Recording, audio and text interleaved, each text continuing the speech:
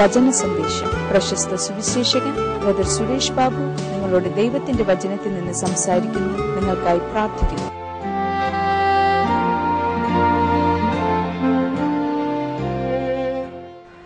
സാഹചര്യത്തെ കണ്ട് പകച്ചു നിൽക്കുന്നവരല്ല വിശ്വാസ വീരന്മാർ.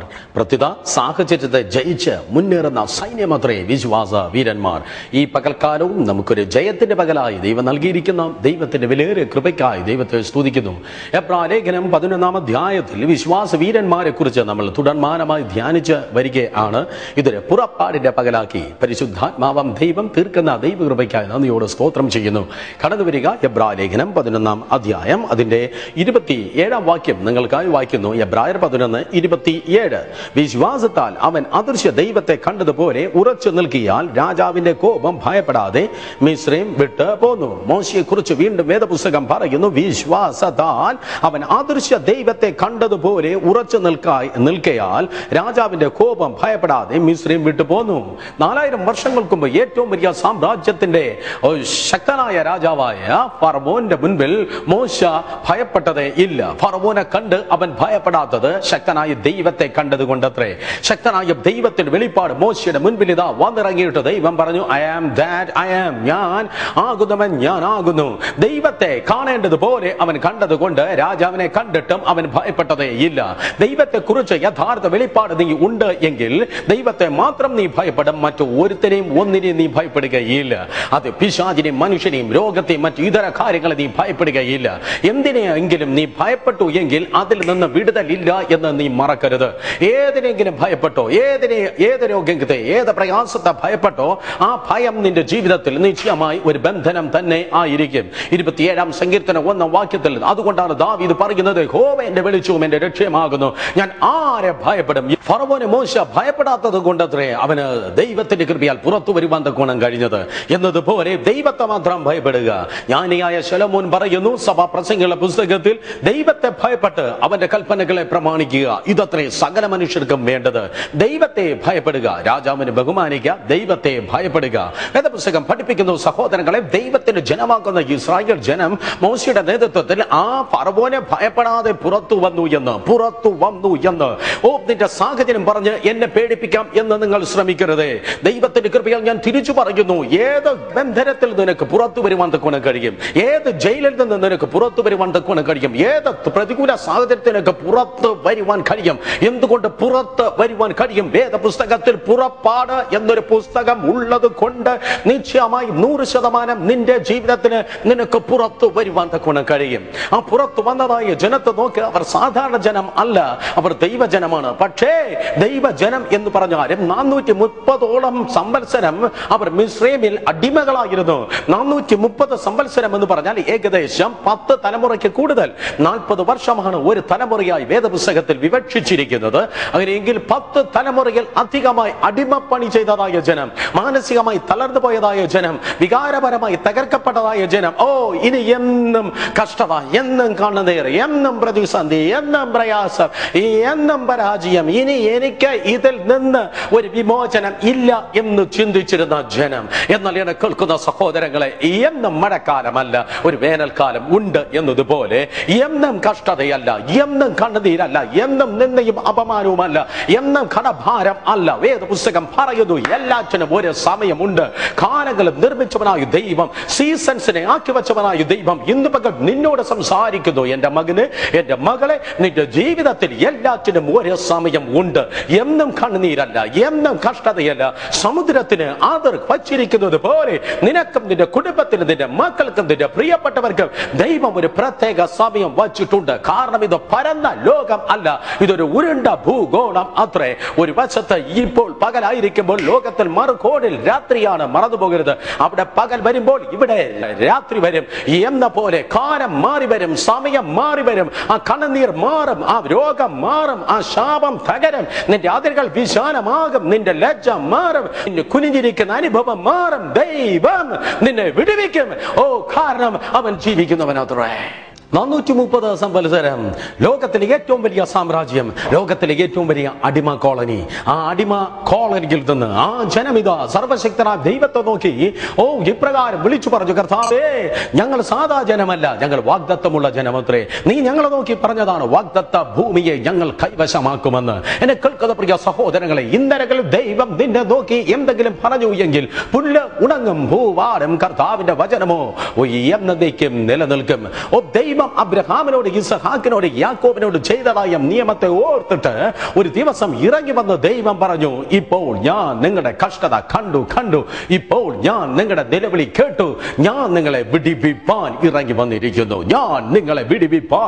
വന്നിരിക്കുന്നു, നിന്റെ കണ്ണുനീർ ഭർത്താവ് കണ്ടില്ല, സുഹൃത്തുക്കൾ കണ്ടില്ല, പ്രിയപ്പെട്ടവർ കണ്ടില്ല, നിന്റെ കണ്ണുനീര്, നിന്റെ നെടുവീർപ്പ്, ഇത് കണ്ടവനായ ദൈവം ഇന്ന് പകൽ നിന്റെ അടുക്കൽ ഇറങ്ങി നിന്നുകൊണ്ട് ആ ദൈവം പറയുന്നു, നിന്നെ കണ്ടേച്ചു പോകാനല്ല, നിനക്ക് 100% വിടുതൽ തരുവാൻ ഞാൻ ഇറങ്ങി വന്നിരിക്കുന്നു. ഈ ദൂത് കേട്ടുകൊണ്ടിരിക്കുമ്പോൾ തന്നെ നിന്റെ ബന്ധനങ്ങൾ പൊട്ടുന്നു, നിന്റെ ശാപ കയറുകൾ യേശു ക്രിസ്തുവിന്റെ അധികാരമുള്ള നാമത്തിൽ തകരുന്നു. നിന്റെ സകല വിധത്തിലുള്ളതായ ചങ്ങലകളും പ്രതികൂലങ്ങളും രോഗങ്ങൾ വിട്ടുമാറുന്നു. കാരണം ദൈവം നിന്നെ വിടുവിക്കുന്നവനത്രേ. മിസ്രയീം അത് പാപത്തെ കുറിക്കുന്നു, ഫറവോൻ അത് സാത്താനെ കുറിക്കുന്നു. വിടുതലിന് വേണ്ടി ദൈവം ഉപയോഗിച്ച മോശ മെസ്സിയാകുന്ന കർത്താവ് യേശു ക്രിസ്തുവിനെ കുറിക്കുന്നു. വീണ്ടും ഒരിക്കൽ കൂടെ മിസ്രയീം പാപത്തെ കുറിക്കുന്നു, ഫറവോൻ സാത്താനെ കുറിക്കുന്നു, മോശ രക്ഷിതാവായ കർത്താവ് യേശു ക്രിസ്തുവിനെ കുറിക്കുന്നു. വേദ പുസ്തകം പറയുന്നു, ദൈവം ഇറങ്ങി വന്നിട്ട് പറയുന്നു, ഞാൻ നിങ്ങളെ വിടിവിപ്പാൻ ഇറങ്ങി വന്നിരിക്കുന്നു. തല ഉയർത്ത് ഹല്ലേലൂയ പറ, ദൈവത്തെ മഹത്വപ്പെടുത്ത്. ശത്രുവിന് ഒരു കാരാഗ്രഹത്തിൽ, ഒരു ജയിലിൽ നിന്നെ അടച്ചിടുവാൻ കഴിയത്തില്ല. ലോകത്തിൽ ഒരു കാരാഗ്രഹവും ഒരു ജയിലും നിന്നെ അടച്ചുവിടുവാൻ തക്കവണ്ണമായി ഇല്ല. കാരണം ഏത് കാരാഗ്രഹത്തിന്റെ വാതിലിനെ പൊളിപ്പാൻ കഴിവുള്ളവൻ, ഏത് പ്രശ്നത്തിന്റെ മുഖങ്ങളെ ഒടിപ്പാൻ കഴിവുള്ളവൻ നിന്റെ പിതാവായി നിന്നെ വിടുവിക്കുന്ന കർത്താവേ നിന്റെ അടുക്കലുള്ളപ്പോൾ ഇന്ന് പകൽ പറയുക, എനിക്ക് ഒരു പുറപ്പാട് ഉണ്ട്, എനിക്ക് ഒരു പുറപ്പാട് ഉണ്ട്. മിസ്രൈമിൽ നിന്ന് പുറപ്പെടുക എന്ന് പറഞ്ഞിട്ട് കൈയും കെട്ടി പുറത്ത് ദൈവം മാറി നിൽക്കുകയല്ല. പുറത്തു വാ, പാപത്തിൽ നിന്ന് പുറത്തു വാ, പാരമ്പര്യത്തിൽ നിന്ന് പുറത്തു വാ എന്ന് പറഞ്ഞ് മാറി നിൽക്കുന്നവൻ അല്ല ദൈവം. ആ പുറപ്പെടുവാൻ സഹായിപ്പാനായി ദൈവം അവിടെ അവരോട് കൂടെ ഉണ്ടായിരുന്നു. ഇന്ന് പകൽ നിനക്ക് വിടുവാൻ കഴിയാത്ത പാപമുണ്ടെങ്കിൽ ആ പാപത്തിന്റെ കെട്ടുകളെ അഴിച്ച് നിന്നെ സ്വതന്ത്രമാക്കുവാൻ ദൈവത്തിന് കഴിയും. ആ ശാപത്തിൽ നിന്ന് പുറത്തു വരുവാൻ നിന്നെ സഹായിക്കുന്നവനാണ് ദൈവം. ആ സെൽഫിറ്റിയിൽ നിന്ന് ദൈവം നിന്നെ പുറത്തു കൊണ്ടുവരട്ടെ. മുൻകോപത്തിൽ നിന്ന് ദൈവം നിന്നെ പുറത്തു കൊണ്ടുവരട്ടെ. ഇസ്രായേൽ ജനം ഫറവോന്റെ അധീനതയിൽ നിന്ന് പുറത്തു വന്നു എങ്കിൽ ഇന്ന് ആ ദുഷ്ട സ്വഭാവത്തിൽ നിന്ന്, ആ കള്ളം പറയുന്ന അനുഭവത്തിൽ നിന്ന്, ആ പാരമ്പര്യത്തിൽ നിന്ന്, വിവിധ നിന്നെ പിടിച്ചു വയ്ക്കുന്നതായ ഫറവോനിൽ നിന്ന് യേശു ക്രിസ്തുവിൻ അധികാരമുള്ള നാമത്തിൽ നിന്നെ പുറത്തു വരുവാൻ കൊണ്ടുവരുവാൻ തക്കവണ്ണം നിന്നെ സഹായിക്കുന്നവനായ ദൈവം നിന്നോട് കൂടെ ഉണ്ട്. പുറത്തു കൊണ്ടുവന്ന് ആ മരുഭൂമിയിൽ അങ്ങോട്ടും ഇങ്ങോട്ടും ആ ജനത്തെ ഉഴറി നടക്കുവാൻ അല്ല ദൈവം വിളിച്ച് ഇറക്കിയത്. ആ മരുഭൂമിയിൽ അങ്ങോട്ടും ഇങ്ങോട്ടും 40 വർഷക്കാലം ഉഴറി നടക്കുവാൻ വേണ്ടിയല്ല, പ്രത്യുത ഉദത്തത്തിൽ എത്തിപ്പാൻ അത്രേ. ഒന്നിൽ നിന്ന് ദൈവം അവരെ പുറത്ത് ഇറക്കിയത് അതിനെ ഒഴിച്ചിടുവാനല്ല, അതിനെ മറ്റൊന്ന് കൊണ്ട് നിറയ്ക്കുവാൻ അത്രേ. നിന്റെ അകത്തിരിക്കുന്നതായ പാപം, ബന്ധനം, സാധാന്യമായ ഇൻവേഷൻസ് നിന്റെ നിന്ന് കർത്താവ് പുറത്തിറക്കുന്നത് മറ്റൊന്നിനെ കൊണ്ട് നിറയ്ക്കുന്നവൻ ആണ്. കാരണം യേശു പറഞ്ഞു, ഇല്ല എങ്കിൽ ഒന്ന് പുറത്തു പോയാൽ അത് പകരം മറ്റ് 7 എണ്ണത്തിനെ കൂടെ കൂട്ടിക്കൊണ്ട് അകത്തു വന്നാൽ നിന്റെ അവസ്ഥ പണ്ടത്തേതിനേക്കാൾ ഏറ്റവും മോശമായി തീരും. അതുകൊണ്ട് ഒരു മിസ്രൈമിൽ നിന്ന് ദൈവം നിന്നെ വിളിച്ച് പുറത്തിറക്കി മരുഭൂമിയിൽ ഇടാതെ ദൈവം പറഞ്ഞു, ഞാൻ നിന്നെ വാഗ്ദത്ത ദേശത്തിലേക്ക് എത്തിക്കും. അവിടെ നീ നട്ടിട്ടില്ലാത്ത തോട്ടം ഉണ്ട്, നീ കുഴിച്ചിട്ടില്ലാത്ത കിണറുകളുണ്ട്, നീ പണിതിട്ടില്ലാത്ത വീടുകൾ ഉണ്ട്. ആ വാഗ്ദത്തത്തെ കൊണ്ട് ഞാൻ നിന്റെ ജീവിതത്തെ നിറയ്ക്കും. ഇന്ന് പകൽ ആരോടോ പരിശുദ്ധാത്മാ പറയുന്നു, പാരമ്പര്യത്തെ വിട്ടിറങ്ങ്. നീ കുറെ നാളായി വചനം കേൾക്കുന്നു, നീ കുറെ നാളായി യോഗങ്ങൾക്ക് പോകുന്നു, നിന്റെ ഉള്ളിൽ ആത്മീയ ജീവിതം എന്ത് എന്നുള്ള ഒരു വ്യക്തമായ പിക്ചർ, വ്യക്തമായ ഒരു ചിത്രം പരിശുദ്ധാത്മാ തന്നു കഴിഞ്ഞു. പിന്നെയും പഴയ പാരമ്പര്യത്തിലേക്ക്, പഴയ ക്രമത്തിലേക്ക് അതെ നീ കടന്നു പോകുന്നുവെങ്കിൽ ദൈവം പറയുന്നു, നിന്നെ കുറിച്ചുള്ള എന്റെ ഉദ്ദേശം അതല്ല, പുറത്തു വാ, ഞാൻ നിന്നെ എന്റെ വാഗ്ദത്തത്തെ കൊണ്ട് നിറയ്ക്കട്ടെ. അതിനുവേണ്ടി അത്രേ ദൈവം നിന്നെ പുറത്ത് കൊണ്ട് വരുന്നത്. അതുകൊണ്ട് ഈ പകൽക്കാലം യേശുവിന്റെ നാമത്തിൽ പറഞ്ഞാട്ടെ, അതെ എനിക്ക് പുറത്തു പോകണം. പോകണം, എനിക്കൊരു പുറപ്പാടുണ്ട്. അദൃശ്യ ദൈവത്തെ കണ്ടതുകൊണ്ട് ദൃശ്യനായ രാജാവിനെ ഭയപ്പെടാതെ മിസ്രൈമിൽ നിന്ന് ജനമിതാ പുറത്തു വരികയാണ്. എന്നാൽ എന്തിനു വേണ്ടി ആ ജനത്തെ ദൈവം പുറപ്പെടുവിച്ചു? കർത്താവ് ഇപ്രകാരം പറഞ്ഞു, എന്റെ ജനത്തെ എന്നെ ആരാധിക്കാൻ വിട്ടയക്ക, എന്നെ ആരാധിപ്പാൻ എന്റെ ജനത്തെ വിട്ടയക്ക. പാപത്തിൽ നിന്നും പാരമ്പര്യത്തിൽ നിന്നും ദൈവം തന്നെ വിടുവിച്ച് ദൈവത്തിന്റെ കൃപയിൽ മുന്നിലേക്ക് ഇറങ്ങുന്നത് ദൈവത്തെ ആരാധിപ്പാൻ വേണ്ടി അത്രേ. സ്വർഗത്തിൽ ദൈവത്തിന്റെ ജനം പോകുന്നത് ദൈവത്തെ ആരാധിപ്പാൻ അത്രേ. ഈ ഭൂമിയിൽ ദൈവം മനുഷ്യരാകുന്ന എന്നെ നിന്നെ സൃഷ്ടിച്ച് ആക്കി വെച്ചതിന്റെ പ്രഥമമായ ഉദ്ദേശം ദൈവത്തെ ആരാധിക്കുക എന്നുള്ളത് അത്രേ. സംഘടനയെ അല്ല ആരാധിക്കേണ്ടത്, സഭയ്ക്ക് വേണ്ടി ജീവൻ നൽകിയ കർത്താവായ യേശുവിനെ അത്രേ ആരാധിക്കേണ്ടത്. നൂറുകണക്കിന് കുടുംബങ്ങൾ തകരുമ്പോൾ കുടുംബങ്ങളെ അല്ല ആരാധിക്കേണ്ടത്, പ്രത്യുത സകല കുടുംബത്തിന് പേരെഴുതുവാൻ കാരണഭൂതനായ ദൈവത്തെ അത്രേ ആരാധിക്കേണ്ടത്. മക്കളെയല്ല, പണത്തെയല്ല, ജോലിയല്ല, ഇതിനെയൊക്കെ നന്നായി നൽകിയവനായ, എല്ലാ നല്ല ദാനങ്ങളും തികഞ്ഞവരും നൽകിയവനായ സർവശക്തനായ ദൈവത്തെ അത്രേ ആരാധിക്കേണ്ടത്. ഏതോ ജീവജാലത്തെ അല്ലല്ലോ ആരാധിക്കേണ്ടത്, ആത്മാവാം ദൈവം അതെ ആത്മാവിലും സത്യത്തിലും അത്രേ ആരാധിക്കേണ്ടത്. എന്നാൽ കേൾക്കുന്ന പ്രിയ സഹോദരങ്ങളെ, യഥാർത്ഥ ആരാധന എന്ന് പറയുന്നത് ചിലപ്പോൾ അതൊരു ശബ്ദം കൊണ്ട് മാത്രം ഒതുങ്ങുന്നില്ല. യഥാർത്ഥ ആരാധന അതൊരു അനുഭവം അത്രേ.